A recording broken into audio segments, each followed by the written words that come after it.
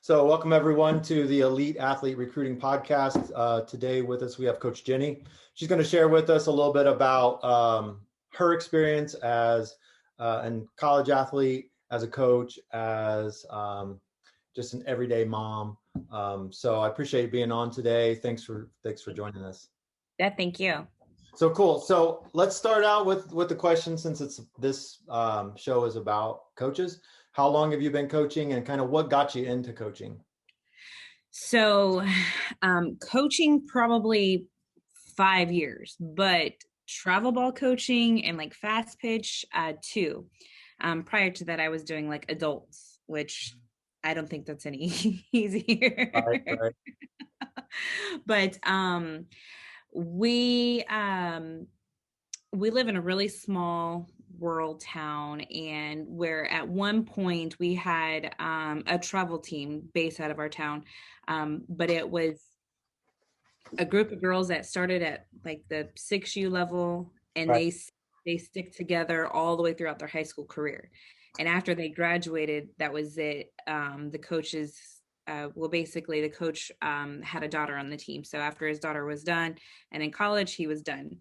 So there was some other people who were interested in trying to bring the program back into the community. So they had started a 14U travel team, and she needed some help. So one of the parents that knew me had reached out and said, hey, are you interested in kind of just coming out whenever you can and helping out with the head coach, yada, whatever. So I said, yeah, sure, no problem. I can do that. So that's kind of how I got into it. And then the head coach of the team, she was real young, and she was still interested in playing herself. She was the year previous to that, she was a collegiate athlete who didn't make it the full season, ended up coming home. And then that's when she decided to invest her time into travel ball. But then I guess halfway through, she decided that there really wasn't for her. So, and she wanted to focus on herself because she was interested in going back to school. So I stepped in and took over the head coaching position. And it's been game on since. Been game on since. So fast pitch softball, and that's your background? Is that your background? Yes. So, and how long did you play fast pitch softball as a younger person? Oh, Lord. All the way from, oh my gosh, many years, many years. All throughout, like the whole rec Right. age. 4-year letter high school. I went on to play college. And then it was until I got into a car accident on my way up to I signed on at a JUCO, and from there I was to play at Belmont University in North Carolina, but I got into a car accident, and that's pretty much the end of my of me physically playing fast pitch. Right. So a lot of people that I talk to, including myself, are former athletes, and then we end up having children, or it's hard to leave the game. It's hard. I think It it's is. part of who we are. And even in what I see, when kids lose that structure from practices and things like that, they end up really struggling when they get after high school. And I think that's where a lot of people go into coaching. I know for just to kind of continue on. The other thing is that I think coaches are such an important part in the youth of America and in young people's lives. I know in my life, like the coaches that I've been around I still talk to today. So what was it that, we know the functionality of how you got to be a coach, but what is it that drives you to coaching? What is it that kind of ignites your passion? Do it. Pardon? I said to continue to do it. Yeah. The girls. The girls. 100% invested in my group of girls. They They trusted, they believed. When Mhm. I started working with these girls, like I said, they were at the 14 level, but we honestly had to revert back to 8U skill level. I mean, fundamentals, all that stuff, it just really wasn't there. And in the matter of time from when I took over, and just the constant heart and dedication and the hustle that these girls showed to me, like they were there, they were present every single day, they did what I asked, and the improvement that we just continually make, you know, that's why I do it. I have a player who had told me, she says, you know, oh, as a matter of fact, Joni Taylor, she told me, she says, you know, coach, if you want to quit, that's fine. She's like, I'm used to it. She's like, I've honestly haven't had a coach that stuck around for more than a season. So if you quit, that's fine. I'm used to it. Right. And when she said that to me, it was just like gut wrenching. And Right. I'm like, no, I'm not. Yeah. We started this together. We're going to finish it together. You know, like I'm committed. If you're committed, then I'm committed. So honestly, it's really just all in it for the girls. Right. They're Right. like my kids, you know. Like they're exactly like your kids. I know, like, um, we had this conversation before, but I coached travel softball starting. Madeline was like 9, and I coached pretty much the same group of girls, or the same core group of girls, all the way until they graduated. So Yeah. literally 10 years, and I still have girls call me or text me and tell me what's going on and things like that. It's amazing. Mhm. But Madeline was very same, where I was the dad that I was like, I'm not going to be coaching.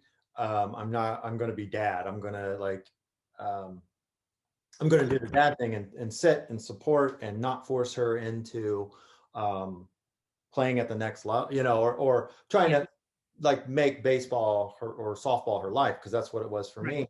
And I didn't want to be one of those parents that forced my kid into athletics. And she tried to play her first year, and had a good experience, and then she played her second year, and she had an amazing team but a terrible coach, and they did so poorly. And we were walking out to the car one time, and one day, and she said, Dad, she said, can you coach me? She said, because if I continue to get coaches like this, I don't ever want to play again. It's not fun. Right. She's Yeah. like, I hate coming to the ballpark. And so again, it was rec league. And I'm like, well, okay, well, I can free up some time, and we'll see. And it wasn't about like having daddy ball. It was more about somebody that knew the game and knew how to work with kids. Mhm. And, and during that time, I had, occasionally done the parent thing and shag balls and help out and offer support to the coaches. But then I got into it, and man, it's like quicksand. Once you get into it, you can't get out. Yeah. Yeah. I mean, it's investment. It's amazing. I- my husband coaches with me, and we don't have a daughter that's on the team. Mhm. We have a child, but he's 4, Right. and it's a little boy. Um, but these girls just, they sucked us in. And I mean, we bought a camper because hotel fees, like my husband always says. I know Right. I know who peed in my bed last night. Hey, we did the same. I think, did I tell you? I told you that story, Yeah. didn't I, about Yeah. when we lived in California? Yeah, we Yeah. did the same thing. So for us to say, we don't have a kid on the team, but we're going to go ahead and make that huge investment. I mean, we're pretty invested in these girls. So, if we're giving you this, we need it back. And they do, they really do. Hmm. Yeah, it's something that I enjoy. Um, and I've moved on now to coaching with my sons, and that's almost the kiss of death, right? Once you get into coaching, other coaches know, and they're like, hey, I heard you coach this, you know how to do it. Um, but yeah, and softball was one of the most enjoyable experiences. Yeah. And My it's my son actually just started playing t-ball. He's playing in the rec league. for the spring season. And when I went to go sign him up, he says, well, my husband said, I really don't want to coach, but if he's not going to be coached by someone who really knows what they're doing, then I'll coach. So when I walked up to sign him up, they were like, hey, what's your husband's name? I said, John. And are you Jinny? And I said, yeah. Oh, so you're going to coach? I'm like, no. Yeah, you are. I said, no, no, really, you're going to coach. I told him, I said, listen, I am strictly baseball mom. I said, I'm going to cheer. I'm going to have my chair. I'm going to be at every game, but I'm going to be on the outside of the fence. I'm not going to coach. I said, if you guys need a coach, my husband will step in. I was like, but no, I don't want to. I want to be I don't want to be that for my son. I want to be the mom. So, Right, right. And that's a tough place. That's hard because you I think there's a special bond that parents who do coach, um or coaches have with their athletes. Let's just put it that way. mhm. So parents, like, it's one thing to be like, I know with my boys and Madeline, it's like there's a line. I'm Yeah. coach on the field. I'm the coach. My kids call me coach. Like, they don't call me dad. They don't call Yeah. me they'll call me coach or Coach Mike, whether Mhm. when we're on the field, when they're in front of other athletes.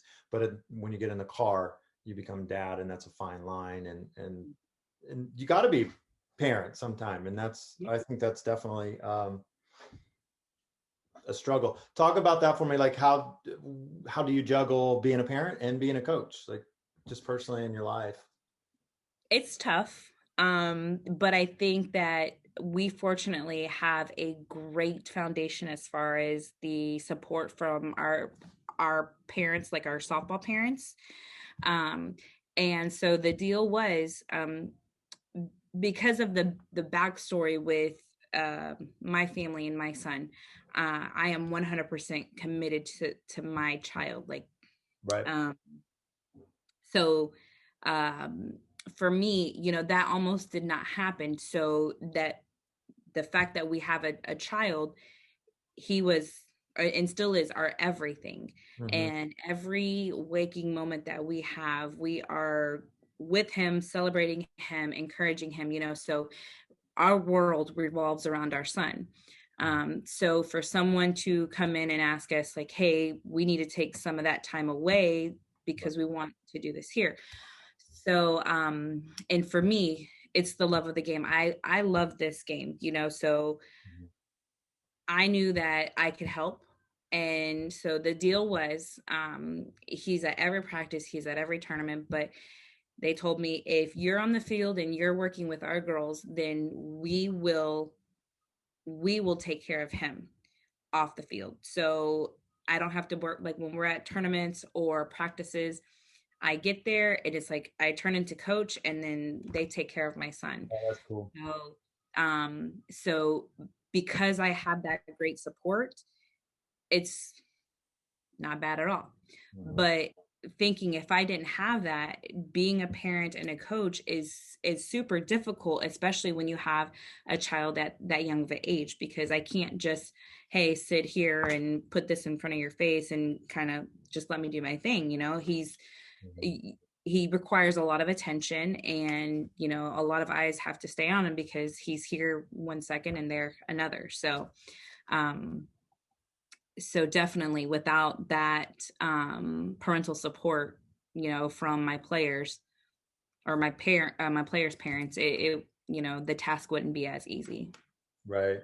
I have to admit that I struggle with that. Like, I struggle with putting the team in um the team and all those responsibilities in front of my own kids. And I think that's a struggle that a lot of coaches have. Because but like the when we were coaching, I think it was 12 or 13U softball, heading into the playoffs, my youngest son being born, um, we had won the division and we had a bye. We had like a 3-day bye, and we were playing on the fourth day, playing because we won one out. Hmm. We got a bye and we were playing in the second round. And jokingly, my wife was pregnant, and I said, hey, hopefully you can have the baby, and then we don't miss any games, right? Yeah. And she did. She the next day we won. She had the baby the next day. The third day, which was we were playing 3 days later, literally she brought the baby to, I went to play coach. I'm like, Yeah. playoffs, we're gonna go win a title, and that's a super, like that's a hard thing. That's a hard thing for parents. And I know um something we have to learn, or I don't know. Sometimes it's things we give up, and some things we sacrifice. And I think it's just a tenuous place all the time. There's really no right answer, but to have the support system is huge. Yeah, absolutely. And it's especially because it's both my husband and I that are coaching, so it's Right. so but yeah, I definitely have been blessed um with a great group of parents, Yeah. because I find that's very hard to come across. Especially I got involved with helping out our T-ball 6U girls for this season, and seeing some of the communication struggles with their parents, and then being on the thread of my son's T-ball team and the communication and just the parents, and I'm like, oh, Right. I'm Right. lucky. Right. I, well, I might edit this out, but coaching's awesome except for the parents. Yeah. And I think that's part of the idea of the podcast, is to help parents get kind of that behind the scenes. I look at coaching and what coaching, and of course recruiting and all that kind of stuff, but um, you have to have supportive parents, and Hmm. you have to parents. The days are gone where a parent would drop an athlete off and say, There teach you go. teach my Hmm. kid the game. Now, like when I was a kid, we never, like parents never sat on the sideline No. and watched. Yeah. That was an They might come 15 minutes early to, because you picking that kid up at 7, you're going home eating dinner, and that kid's Yep. going to bed. I mean, it was, but now you'll see parents watch a 3.5 hour practice, Hmm. and And they're not even be phased by it. and it's totally, it's crazy. Their involvement sometimes is an obstruction, and they don't see that, and it's not a bad thing, it's not a good thing, it's just something that coaches have to deal with now that they didn't have to deal with before. um Sorry, gotta one do some, second. gotta do some work stuff.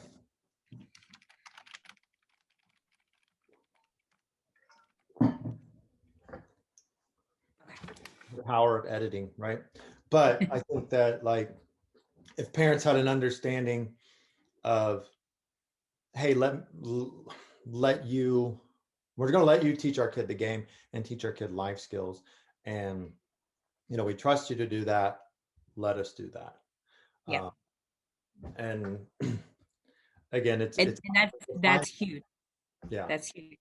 I had I just we just came off from a tournament this past weekend, and one of the teams that we played, it got a little ridiculous. Like Yeah. there was an injection, or an injection, an ejection involved. They almost wanted to just forfeit the whole game, to send the entire team away. I mean, I had yet to see something to this level of just disrespect. And so after the tournament was over and whatnot, one of the parents came on the field and had just commended the coaching, as far as not only are we doing softball, but those life skills such as respect and honor and sportsmanship and all these different things, and that's what they do.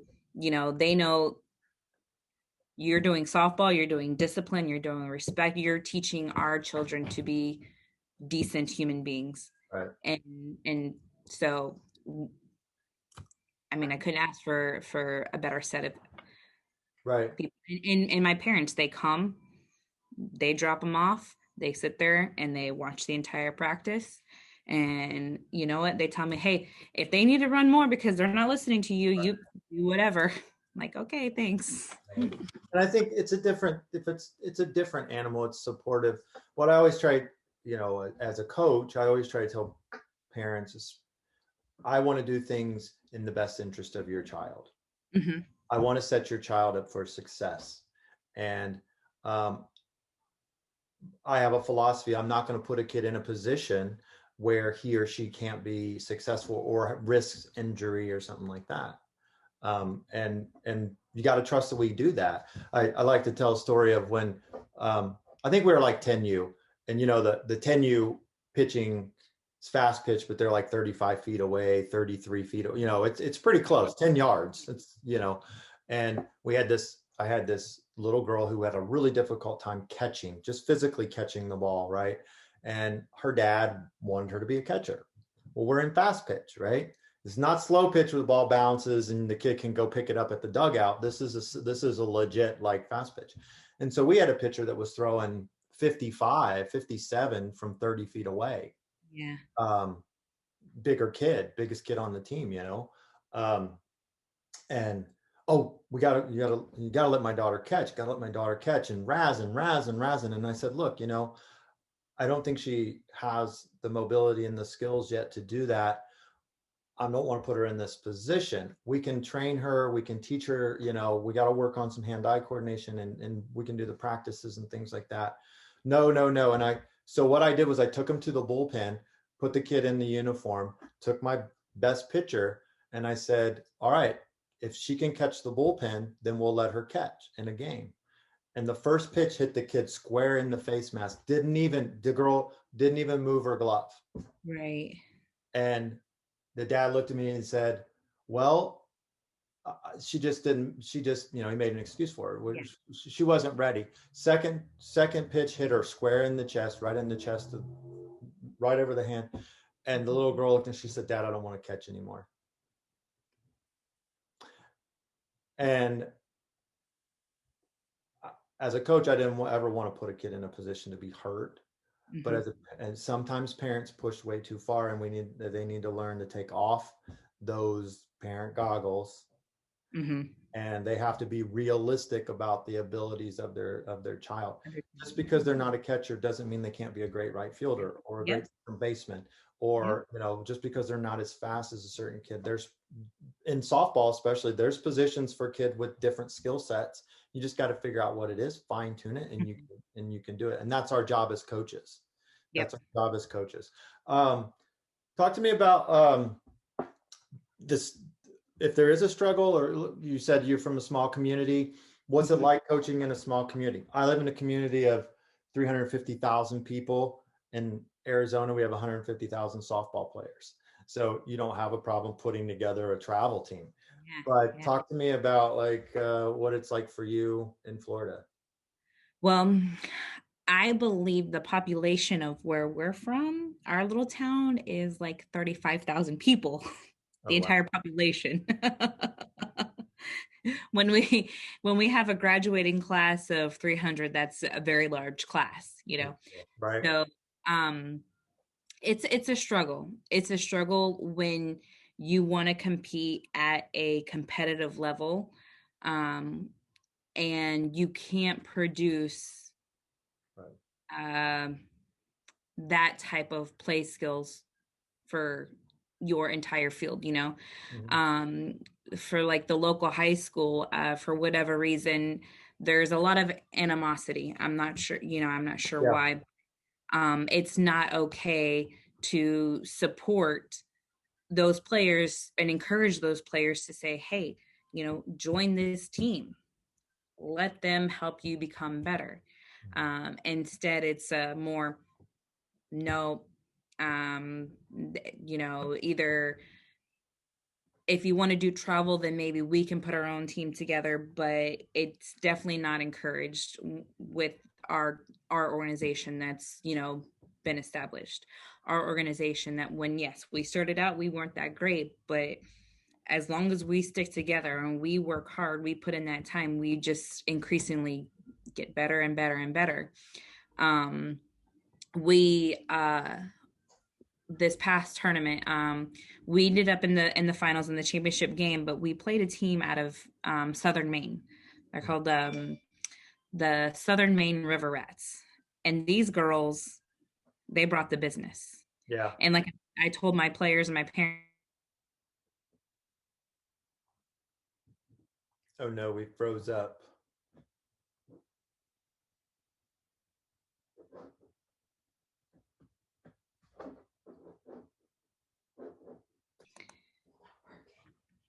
I got it now. Go ahead. I just need you guys to get off too. All right. So we were talking about the team from Maine, and you said you told your parents, and that's when it froze up. Oh, okay. I was just basically telling them that if they're traveling all the way to Florida to play, like, they're they're meaning business. Really big. And they did. All of their athletes were great. They were top notch. Their catcher was a junior Olympian, and she was good.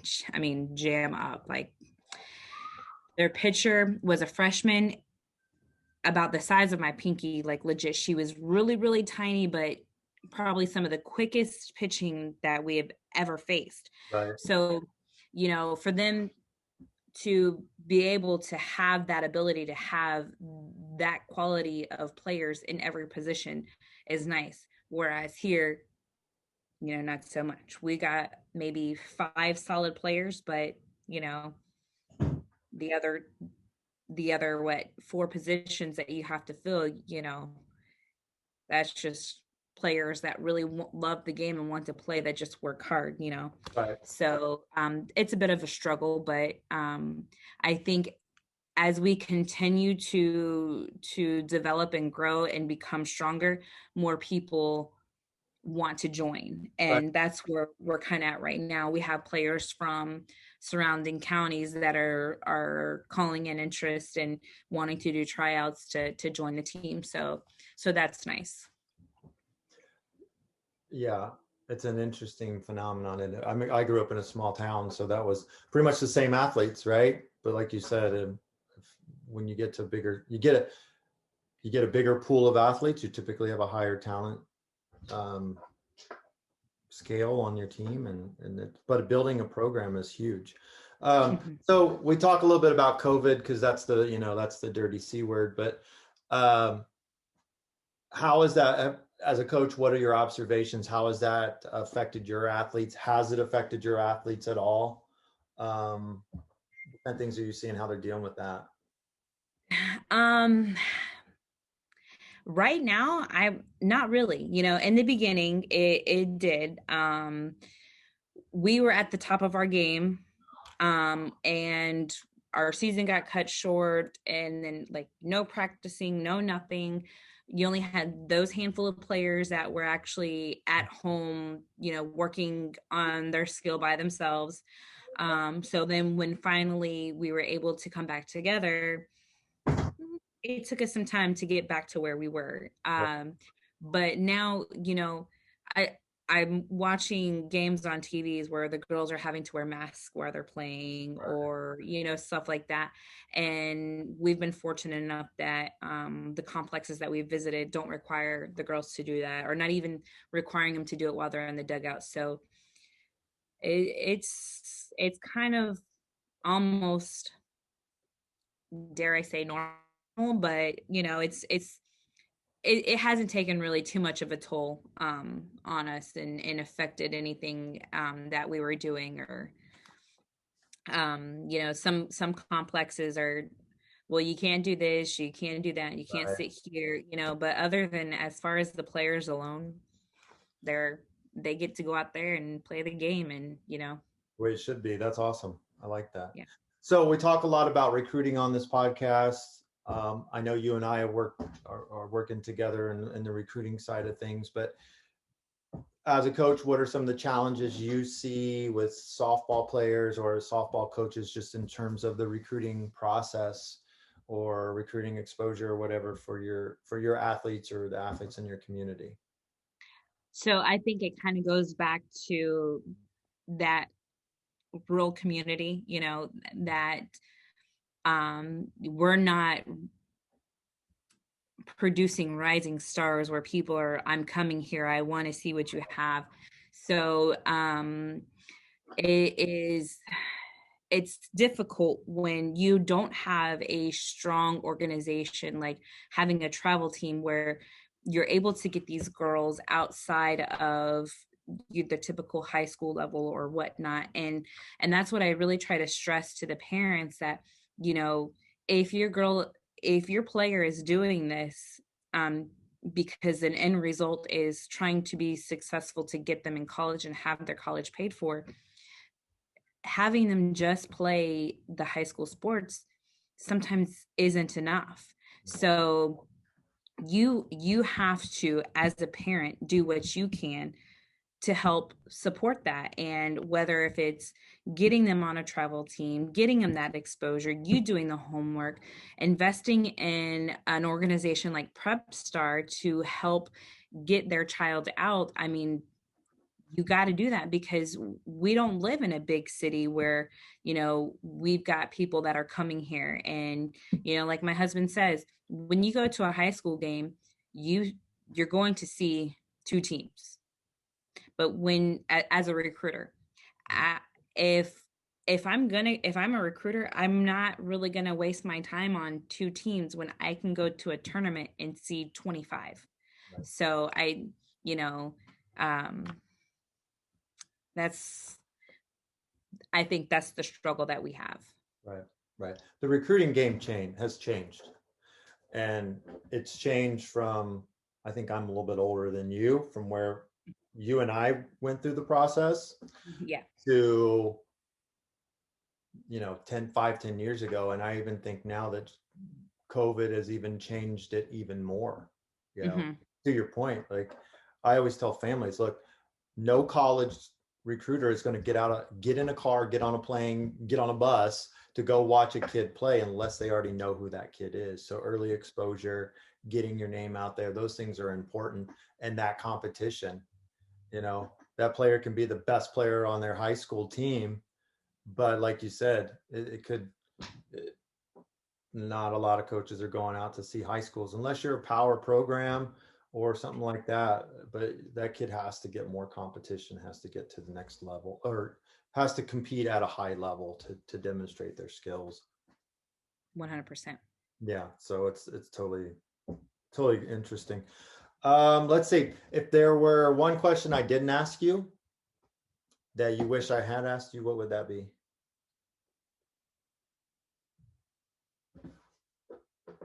Froze up again.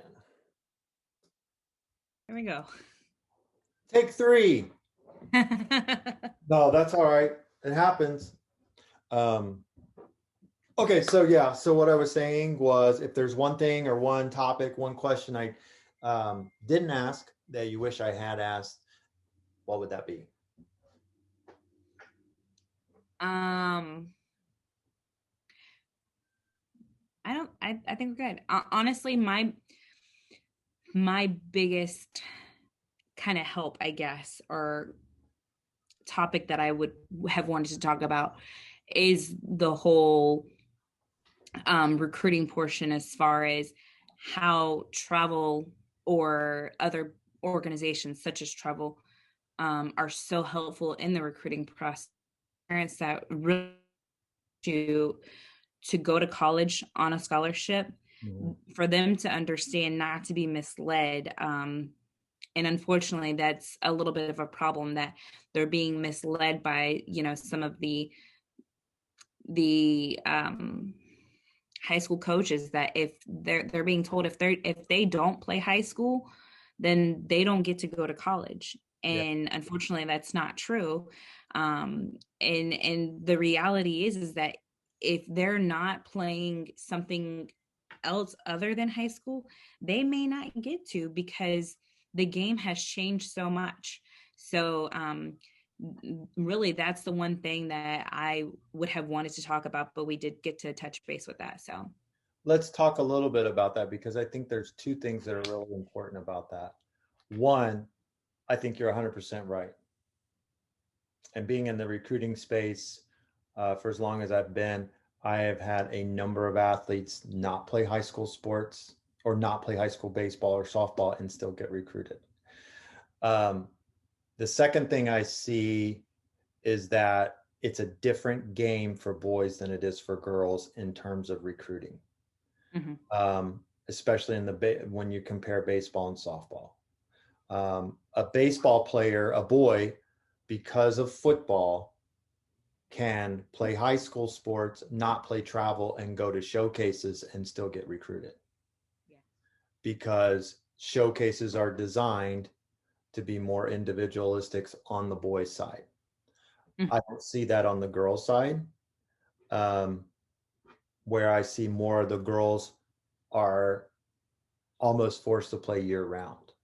Now, that's just Yeah. my observation, but um, I know for us, as when we would travel, even though I did assistant coach on the high school level, as our travel ball coaches and our staff, we hated to have our girls go to high school ball because they high school ball to them was just fun and games. They Mm-hmm. lost their swing, they lost their timing, they end up playing out of position. You got a high school coach, God bless him, um, trying to tweak a swing that you spent 9 months building, or that a hitting instructor who a family is paying hundreds of dollars a month, the high school coach all of a sudden says, "Hey, I'm going to change your swing for this 6 week season." Yeah.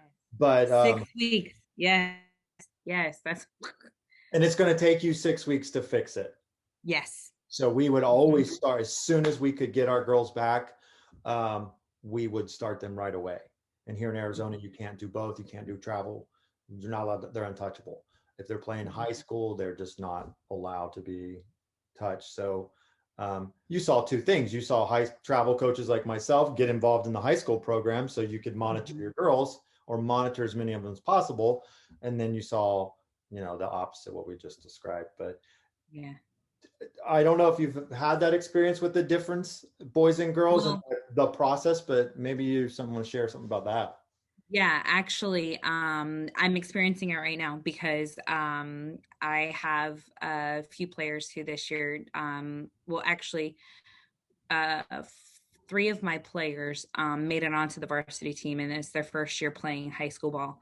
Yeah. And the thing is, actually, one of my girls, uh, Joni, who opted not to play high school this Mhm. season. And the thing is that, a lot of people are, well, why not? You're so good, blah, blah, blah. And when you have a coach that is 100%, gives you 100%, for you to see the from where you started to where you're at, knowing all of that time and investment was made, and that if you just continue to work with them, you're only going to get better. Right. To take that away and only get 25% of that, and then to play high school ball where you're probably only getting it 25% there too, it's not okay. I don't, my high school girls, I only get them 1 day a week now, and I can see a difference. I mean, we just went to this tournament that my leadoff batter, who probably has some of the quickest hands that we've ever seen, like we have not faced a pitcher that she cannot handle, struck out more times this weekend than probably in the last three tournaments that we played. Mm-hmm. And then, hopefully my parents don't see this part, but some videos from last night's game got posted on Facebook, and I was watching, and it was almost sickening to my stomach because the pitching was so slow that it had an arc. Yeah, Now, that's right. and it's like, okay, yes, I'm so proud of you guys. I'm glad you won 21-2 or whatever the score was, but you should have. But what's scary is that I seen all my girls hit off of that. And prior to that, even in rec, we weren't scoring games 21-20 nothing in rec ball because my girls can't hit a slow pitcher. Right. It was like when we were facing teams that had good speed, they ended up realizing that if I throw my slow pitcher, then I stop all the runs because my Right. girls can't. Right. Right. And when I seen them hitting and being solid, like of course I was proud because those were my girls, but it was also so scary for me because I'm thinking, Right. oh, you What are they know, going to do when they get somebody starting to throw hard again?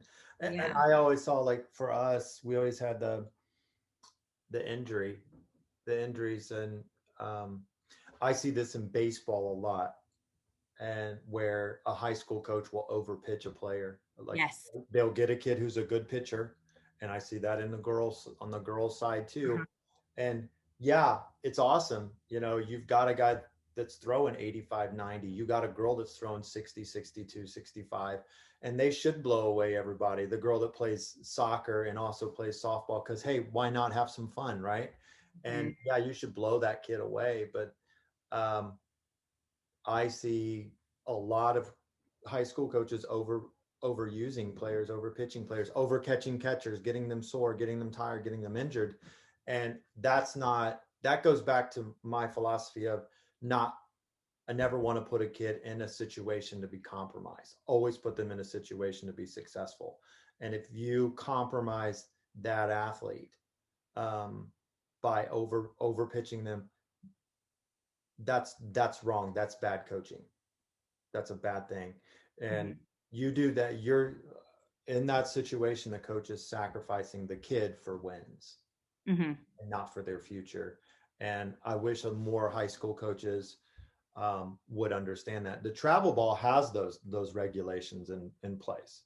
In Mhm. baseball, they can't pitch a certain number of pitches or innings, and you've got to work those there. Softball's a little different, but I still think you know, coaches plan, right? You go into a tournament, you're going to pitch your ace, you're going to get in there, but you're going to save that person for the tournament, for Right. the later rounds. Playoff. Yeah. Um, and so there's some strategy there where a lot of times in high school, it's if I'm playing Tuesday, Thursday, Saturday, well, I'll just pitch that kid every 3 games every other day, and they get one day of rest. And the kid never says no.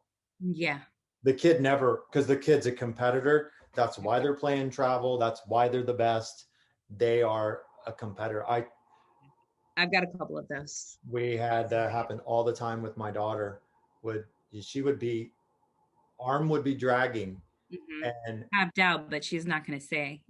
she would never say, never in a million years. And we got to the point where once we were statistically, mathematically removed from the playoffs or advancement, I would shut her down. Yeah. Sorry, you're not playing any more high school ball. Sit on the bench. You're going to get your varsity letter. Um, you've got travel ball. You've got other things you're doing in life. I'm not going to tear your arm up. And because we had to do we freshman and sophomore year, we had injuries, hospital injuries that Mhm. that the kid had to go to the hospital and get treatment Yeah. because overused and over ran over by high school coaches. So um, but I think it's different, and I think for kids, it's the kids parents need to be aware of that. Parents need to be aware that there are options for their kids. um, and I think you bring a good point there. Anything else you want to say to that? Mm, We're no. we're like beating on these high school coaches. That wasn't the plan. I It's just know. it's a I little bit, know. I the don't mean any hate. No no, hate no, it's whatsoever. not hating. It's just observations. And what Yeah. I think is what's really interesting, and one of the reasons why I wanted to have you on, was you were in a different environment. You're in a smaller community. You're dealing with a different group of athletes. You're doing a different. You're basically bringing a program from the ground up, Yep. right? Whereas in comparison to like where we were at, and we had these conversations too, like, I mean, you'd have a tryout, 50, 60 kids would show up, Mhm. and we here in Phoenix, there were maybe 5 really top teams. And then Yeah. there was probably 15 or 20 kind of average B classified teams. And then there's, um, maybe just a step above the rec. But I mean, we flew all over the country. I think we told you about that, like we Right. did. So it was a different kind of thing where you already had an organization set up, you had a support system, and you had um, years and years and years of name recognition. And it's a challenge to build something like that, and you got to get everybody on in the program to buy into the program. You got to get the kids to buy in. You got to get the parents to The buy in. parents, you got to get the community. Right. I mean, it's everybody. And when you don't have all that support, it makes it really tough. Right. But if they get it, what they don't, what a lot of people need to realize is that you can build something good that lasts a long, long Long time. time. Hmm. And I know with us, like we would go to tournaments and they'd say, "Oh yeah, we know that team. My daughter played against that team 10 years ago." Or we know that name, we know that organization. And Hmm. that's another thing that helps kids out. Yes. When Yeah.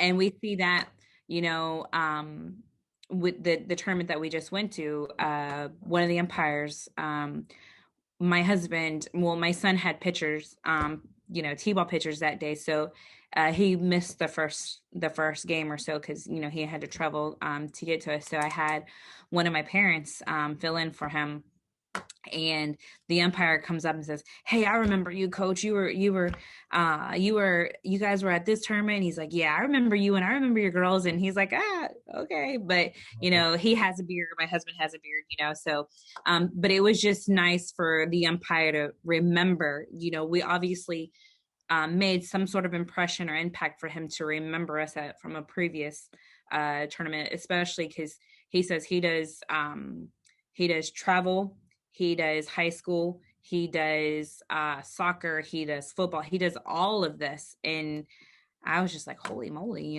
but so that was nice that, and actually this morning I was talking to the team manager and we were discussing that we I think we're building something really good, and it would be nice that now that we can actually make this a strong organization, that we not just have our 16U team, that maybe we could start developing some younger teams under our organization to hopefully do it for the community, for the girls that have the potential, but just when they get to 14, if they haven't started younger than that, then it's just too late. right, you're right. Tell us the name of your team again. It's South Florida Dream. South Florida Dream. And what city is it based out of? Arcadia, Florida. Arcadia, Florida. Yeah. If that Um, don't sound country to you, Arcadia. Arcadia, yeah, we had an Arcadia in Ohio near where I grew up.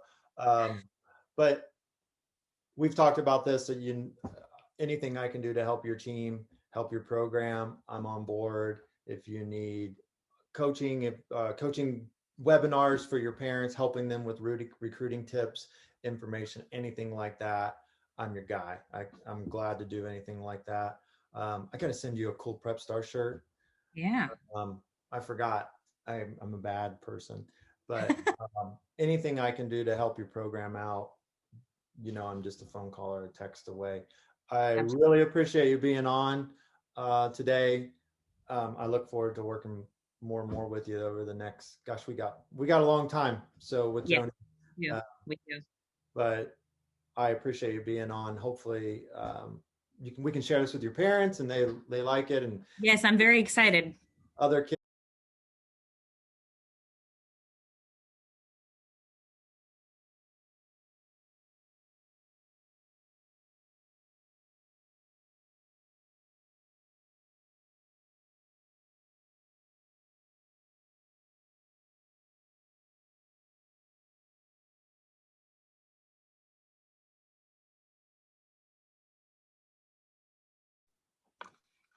You you see a lot of club teams promising all kinds of stuff to players, Yeah.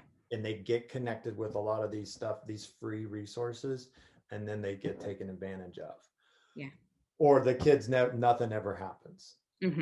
Mm-hmm. And that's a shame because just like kids hopping from program to program to try to get it recruited, it's better to stay with a program, develop, get better, face the adversity and the challenges. If you're not a starter, then you ought to bust your ass and become a starter. 100%. Right. 100%. But I actually had a player who she was not a starter. And I guess dad felt that she was a starter. Right. So he pulled her from the team, and ended up going with another travel team. Unfortunately, it was during our rec season. So she had to finish out the rec season with us. So we won championship, for the rec league, and that was her last game with us. And I approached her and I said, "Listen, I'm glad you're able to, find a team that fits you and that is going to allow you to have the opportunity to play in the positions that you want to play. But if you have learned anything, take this with you, whether you're 14, 24, or 34. Just because you don't get your way or something is too hard does not mean that you just find the easier route." I said, "Because you're not going to benefit as an adult that way." I Amen. said, "So you find something and you find that it is good, then you work your darnest to make yourself into that position." Exactly. I said, "Because that's all it takes is hard work. That's all it is." I said, "None of these girls were born just coming out rock stars. They had to earn this. So just because it's not easy doesn't mean you cut out." So I said, hopefully that goes somewhere with you, because that was all it was, is that, I didn't get the starting position, so I'm going to go somewhere else. And if you were good enough, you would have, but you're not. So you got to keep working. Right. You got to keep working. You can't you can't quit and move on to the next to the path of least resistance. That Yes. we're not helping kids by doing that. No, you're not. You're right. You're right. Wow. I'm glad that's an extra addition for the people on the interview. That's super cool. But thank you for sharing that. True. True. True. True.